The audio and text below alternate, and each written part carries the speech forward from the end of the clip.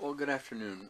My name is Dr. Stephen Emerick, and I am the psychiatrist here at the S.T.A.R Labs. You may be familiar with that. It's the Science and Technology Research Lab that's interested in your performance and effectiveness as Superman. As the staff psychiatrist, they have asked me to interview you and ask some questions relative to your identity to make sure that everything is in order so that we can proceed with the research. Okay. As long as you're good to go with that, I would like to begin those questions. Certainly. Would you tell me your name? Superman is the name that America has given me in the Daily Planet, and my birth name is Kal-El, which my parents gave me from the planet Krypton. I'm sorry, you're what? My birth parents from the planet Krypton. And what was the thing you said before that? Is Kal-El. And what is that? That is the name that was given to me on Krypton. Really? And in Star Child. Wow. So you're a Star Child? Yes, sir. All right. Well, so given that, we'll start from that beginning of a Star Child. But you're known for helping people. Yes, sir. Why do you help people? My adoptive parents raised me on the moral code of doing what's right, and given the amazing things I can do, I feel it's kind of my responsibility to help others. And I feel that it helps me be a better person if I'm out there helping people rather than sitting on the sidelines. You mentioned your adoptive parents. Yes, sir. What happened to your birth parents? Well, Or should I not ask? Is that too personal? I can answer that. Okay. Our planet was doomed to explode based on a supernova of the sun Rao of the planet. Well, technically it's a star. My apologies. All right. And so they sent a rocket into space carrying myself. Wow. That way I would be saved. And so then you were adopted by this man and woman. Correct. And what were their names again? I don't feel at liberty to tell you. Aha. So that's very fine. So fascinating then that's how your life began, and what a journey it must have been. So people now, though, say that you stand for truth and justice and the American way. Why in heaven's name those three things when there are 1,000 other things you could stand for? Well, truth is kind of obvious. I don't tend to go around lying to people and kind of pulling the wool over their eyes. I tend to try to be as honest as I can be. Injustice, again, is pretty obvious. I don't like people stealing or murdering and whatnot, and if I can help to stop that, I will. And a lot of people speculate the American way to be capitalism and based on money and everything, but really I tend to believe more of the old-time morals of being hard work, inspiring others to work as hard as you do, accepting people for who they are, and not the color of their skin or their beliefs. It's based, I believe the American way is what people aspire to be. Excellent, thank you. Were some of those values from your adoptive parents who remain unnamed? Correct. Very good. So, then, standing for truth and justice in the American way, why the bright colors? I think it helps people to recognize me as somebody who's here to help, unlike, let's say, this Batman from Gotham that's been popping up recently, who hides in the shadows. I have no intention to do that. That's why I don't wear a mask. It's because I want people to be able to trust me. Wow. I want them to see me and see a friendly face and not be intimidated. So you disagree with wearing a mask? Well, I understand some people to wear a mask to hide their identity, but I have nothing to hide. I'm just here to help. You're the Superman. So you have the power to take over the earth, as I understand it. Now, this is an interesting psychiatric idea, but in general, if you have that power, why don't you take over the earth? Well, when people ask me that question, it kind of bothers me because I don't feel like taking over the world. People need to live their own lives for themselves. I'm just here to help. Well, like a doctor would say, I'm here to increase the quality of life. I'm here to help mankind better itself. I'm not here to interfere with their lives in any way. And again, based on the morals I was raised on, I don't see myself as some all-powerful being. I see myself as somebody who's been given the gifts to help people. So what we see is what we get. Right. That's awesome.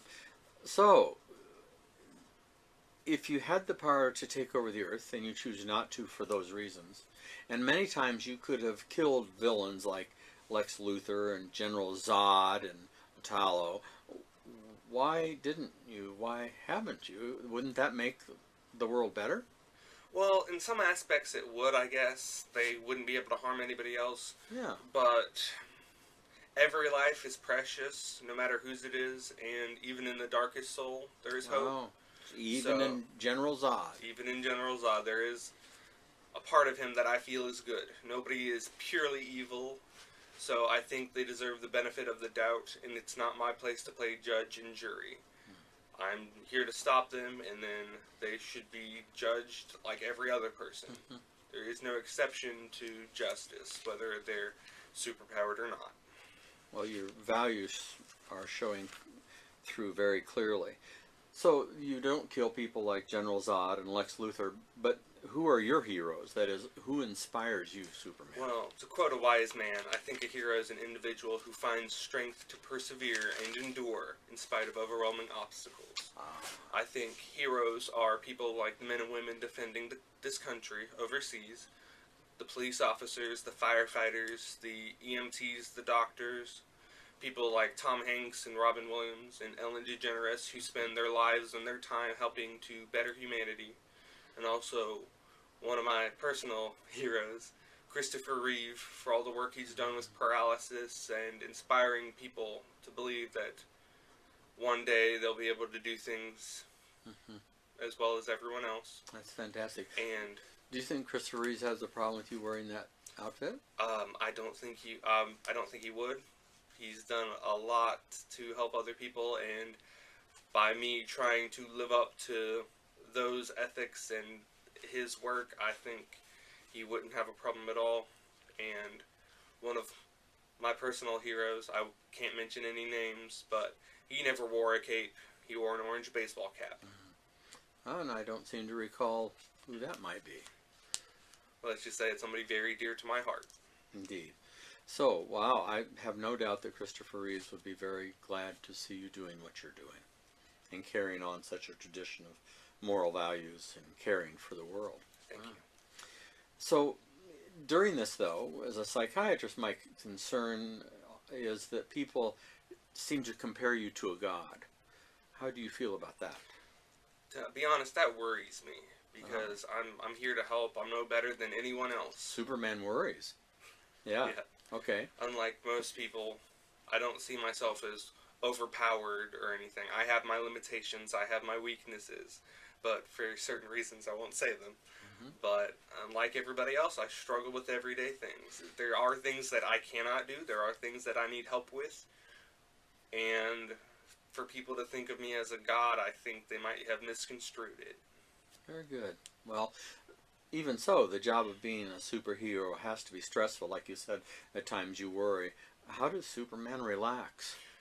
Well, a lot of the times I'll go up into space and play fetch with my dog Crypto, or I'll go to an island somewhere with a nice book and a hammock and kind of stretch out. And knowing that I have friends in the Justice League who will be able to watch the city for me is definitely a big relief when I just need kind of time to relax and kind of stretch my muscles. I might go have a race with the Flash or something. Well, so anyway, what motivated you to be a hero then? Or did you even think of yourself as a hero? Well, I can't really consider myself a hero. Like I said earlier, it takes strength and courage and determination to be a hero. And I try my best to do what's right, and the motivation I get is from everyday people who see me and they're inspired to go above and beyond what they normally do to help others. Above and beyond. Sort of like how you fly. Kind of. Will you ever change who you are? That is, in very specific terms, will you ever hang up those tights and stop being Superman? Well, I have a dream that that will get over all the immoral acts and the crimes and whatnot, and like Doctor came a day when everyone is created equal and nobody sees themselves better as anybody else. And like him, until that day comes to be, I can't stop being Superman. It's just part of who I am. So that would be a good day then if you took off your tights, because things would be this would be a good world, Right. like Martin Luther King envisioned for all of us. Yes, sir.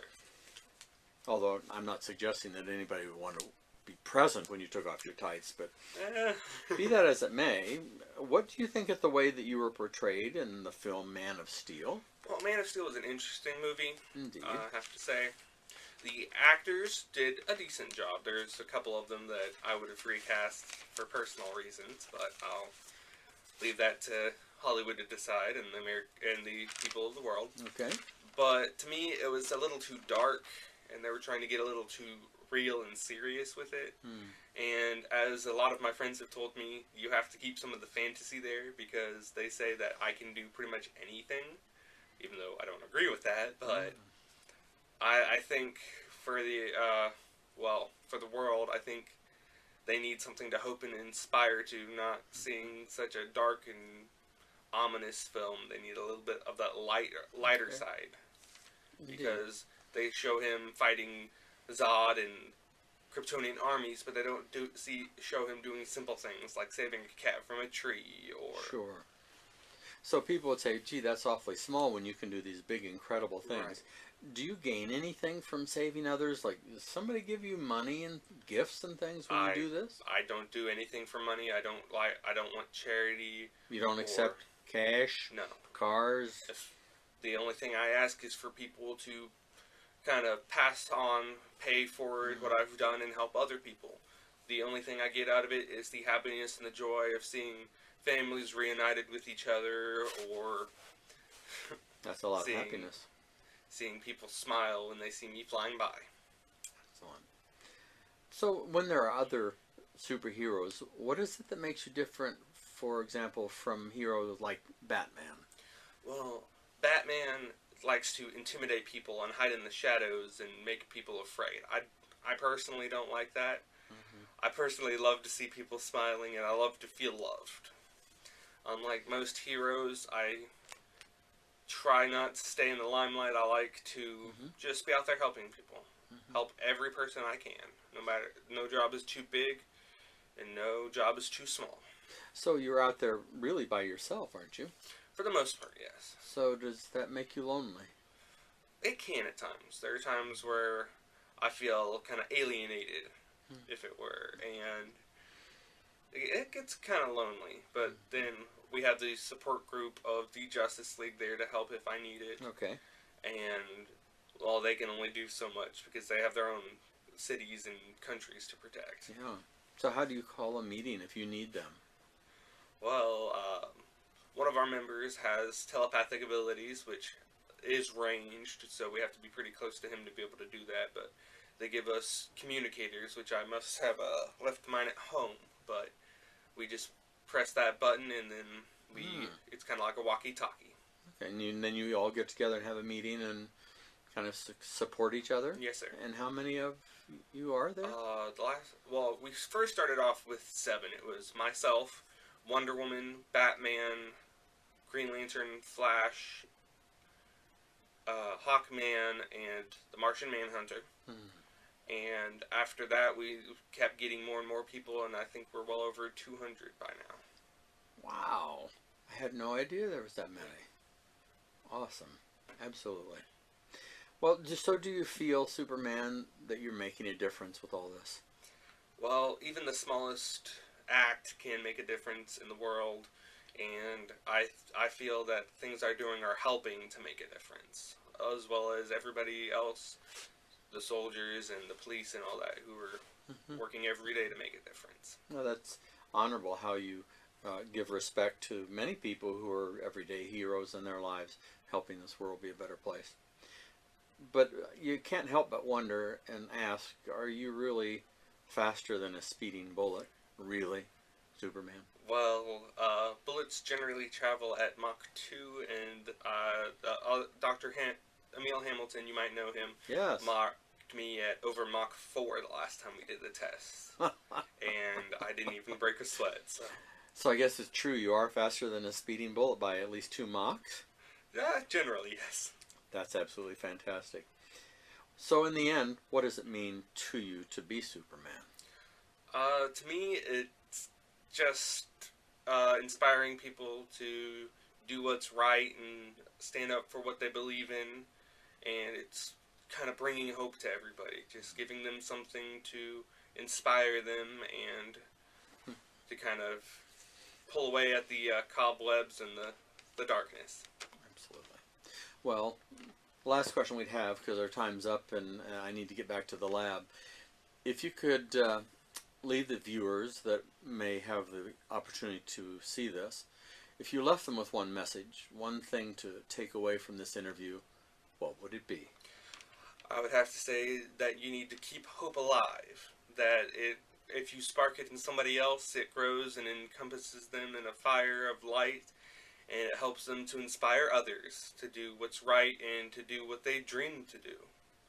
So, I hope you all understand that hope does burn bright, and that even the smallest act of kindness can change somebody's world.